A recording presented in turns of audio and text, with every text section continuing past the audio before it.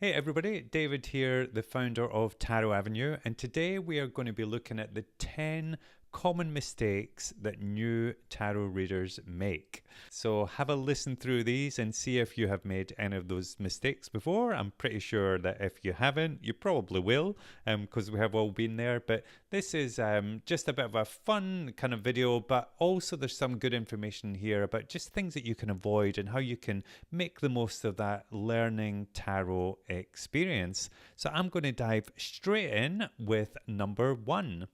So here in number one, we have feeling like you need to memorize every card. Now, this is one of the biggest mistakes that new tarot readers make, and to be honest, it's the thing that puts most people off, because you're talking, there's 78 cards in the deck. People get that and they're like, how can I ever learn the meanings of the 78 cards? Now, the great news is you don't have to learn them all straight away. I am a big fan of, yes, it's important to learn that kind of collective wisdom and that ancient wisdom and the traditional meanings. However, it's really important that you start to read intuitively from the beginning, and you can layer all these things on top of each other. So you don't need to memorize every card. In fact, I have a little tarot course, a free tarot course for you that will help you start to learn tarot intuitively. So if you just go to tarotavenue.com/intro, you'll get sent to you'll be able to enroll for free, and it's a 3-day course delivered over 3 days online. The videos will be sent to you, and it's how you can start to read tarot intuitively and different kind of insights and tips that you can use. So you do not need to memorize all those cards to begin with. So then let's look at number two. And then we have looking up the meanings of each card during the reading. Now, this again is another really common one. It ties into the first point that we had there about memorizing the cards. But what I have found when people are learning tarot, and some of my students, they draw a card, they get the book out, start reading through the book and think, oh, is that right? Was I thinking that? Okay, they get another card, read the book. So you end up with these not just even really kind of robotic and stilted readings, but you end up with a really kind of broken reading with no flow to it. So it's really important. I think it's good to look at the book, but what I would say is use that after the reading. Give it a go first. Let your intuition kind of talk. Let your own, start thinking about your own meanings and start thinking, what does it mean? And if you get stuck, just start describing the card. You don't have to go to the book. And if you get really stuck, just skip over it and come back to it. There's no pressure on yourself. So, because once you start to kind of really allow that space, that's when the magic can really happen. If you're in that space where you're like, read the book, turn the card, read the book, turn the card, read the book, you'll never really get beyond that. So my advice would be, lay out your tarot spread, give it a go on your own first, maybe even write some things down from what you're seeing, and then go to the book and confirm if your meanings matched. And if they didn't, that's also fine, because it's really important to put your own personal stamp on the reading as well. But I think it is important to pick up the book at the end and just to kind of layer that knowledge on top. Then we go through to thinking that there is only one meaning per card. So this is a real danger that people can fall into, and it is a bit of a danger once you start to look at keywords for cards. So I've heard people talk about, and again, this is not a bad idea. If you have an old tarot deck, get a tarot deck, and you can even write some little keywords on the deck. Some people think that's sacrilege, but I just think that's fine. So you can write your little keywords on there, or even write on the back of the cards, so that you've got some reminders there about what those cards are. All good little things that you can do whilst you're learning. However, a card can have many different meanings, and for me it all depends on the context. An example of this, let's have a look at the Two of Pentacles. So the Two of Pentacles there, if we're looking at that, say it was in a career setting. So this could be somebody that's working too hard. Maybe they're juggling 2 jobs. Maybe they're just struggling with the work-life balance. Maybe it's kind of throwing them off balance a little bit there. And then if we were to say this was a finance reading, something about finances, somebody that's struggling to stay afloat, balance the books, make their budget, the income and the outgoings are not quite matching. If it was in a love reading, maybe it's about staying grounded, protecting your assets. Maybe it's just about kind of really making sure that you're both on the same page and that you're both in the same place in a relationship and somebody's feeling a bit unsteady there. Or if it's travel, maybe it's about trying not to do too much, to see too many places at once in your trip. So you'll see that this card can have many different meanings, but there are kind of key themes in there about the balance. And pentacles tend to be grounding, so they can be about finances, career, but anything kind of material or even earthy. So there are those key kind of meanings, but you'll see that it can be many different things depending on the context of the reading. So don't get stuck into that trap thinking that card only means that. Again, you want your intuition to talk. What does it mean to you in this particular reading, at this particular time, in this particular stage of your life? Then the next one we get to is looking at one card at a time. So I'm a big fan of, like, once you've laid out your tarot spread, let's look at the big picture. I did a blog post on that recently, so I'll put it in the notes below. It's called Supercharge Your Tarot Readings. You can go through to that. There's also a YouTube video for that as well. And it's really about, instead of getting into one card, read the meaning, another card, read the meaning, another card, interpret the meaning, let's look at the story overall, and let's even look at the themes. So let's look at the colors, let's look at the numerology. Is it high or low numbers? Let's look at are there a lot of court cards in there? Are there a lot of major arcana compared to minor? Are there a lot of reversals, a lot of upright?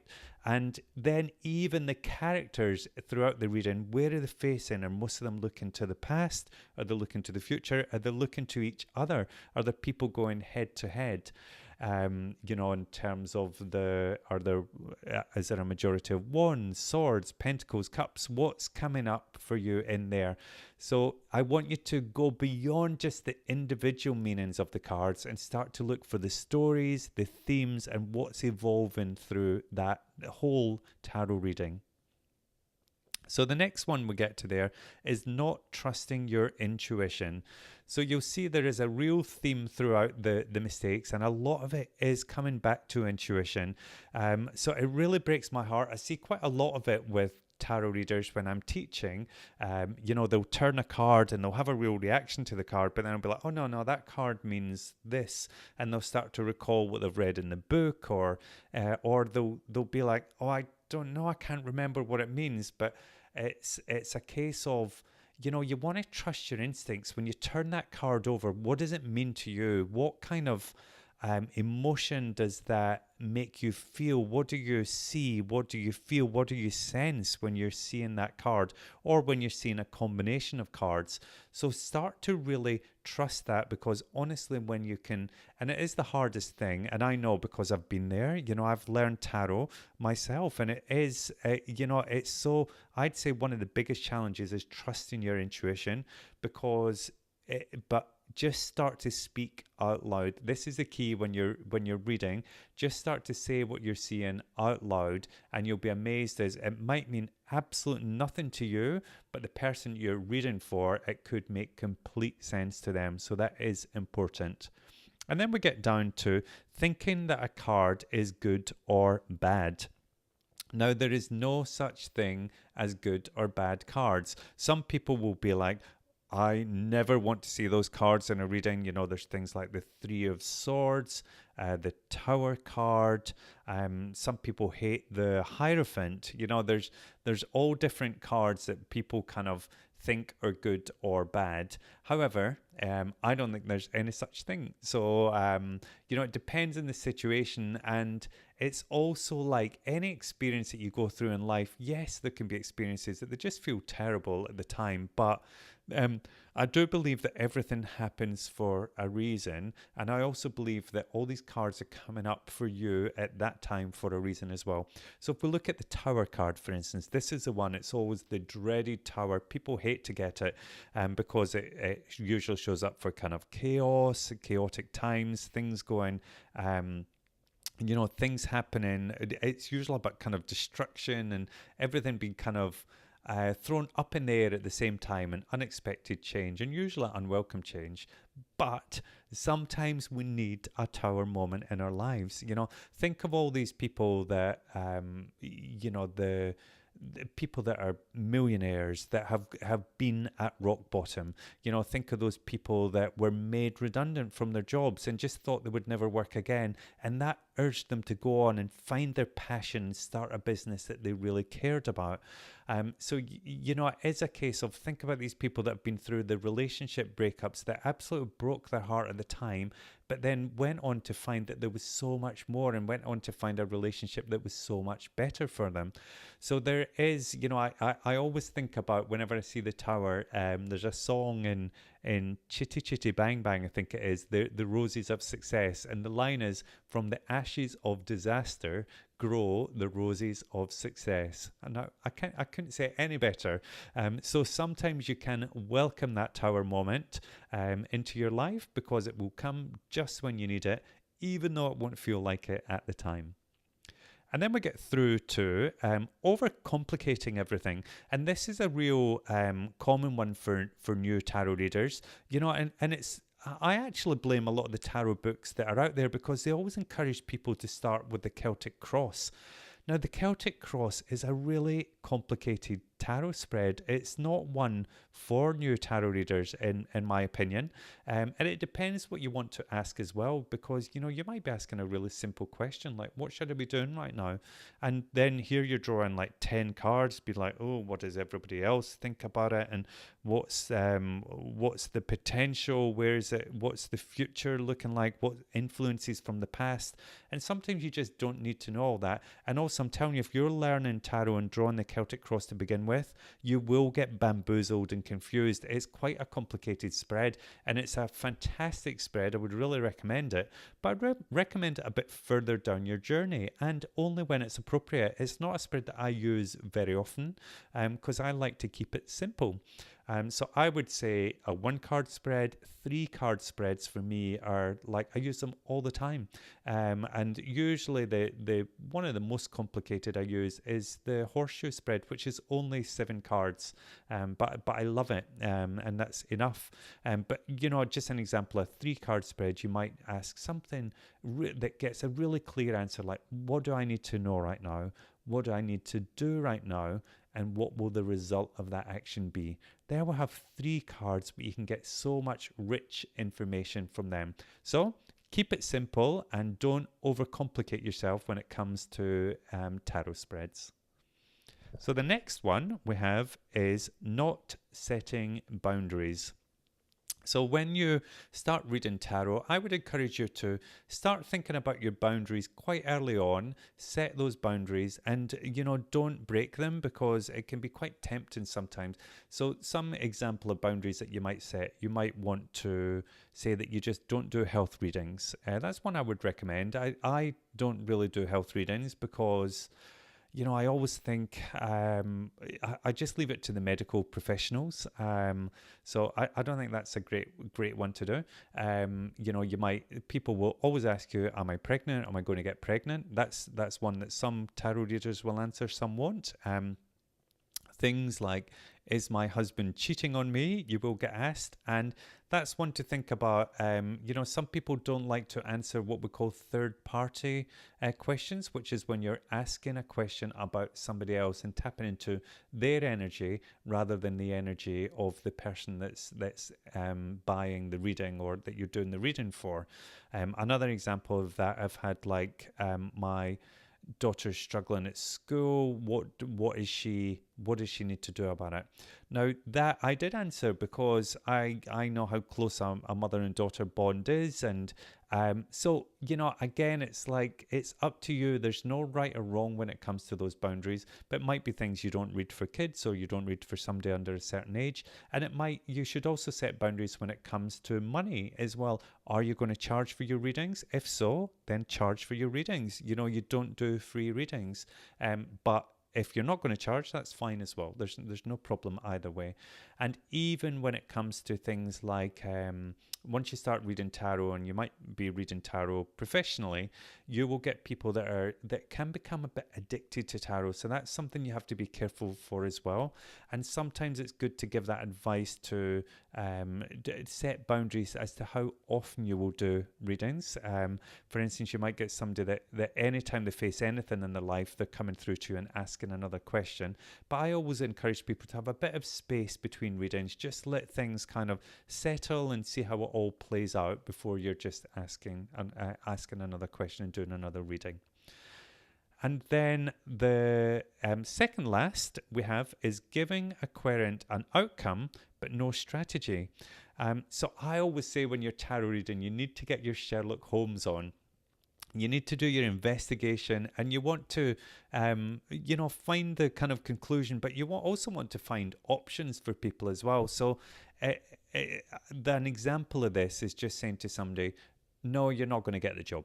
So I would always want to look at, well, why not? Why they're not getting the job? And is there anything they can do to change the outcome? Is there a reason they're not getting it? Is there a better job coming? To give a bit more kind of information rather than just the yes or no. And even things like, you can do that around the love side of things as well. Are you going to meet a partner? Well, what do you have to work on yourself, and why? What's holding you back from meeting the dream partner?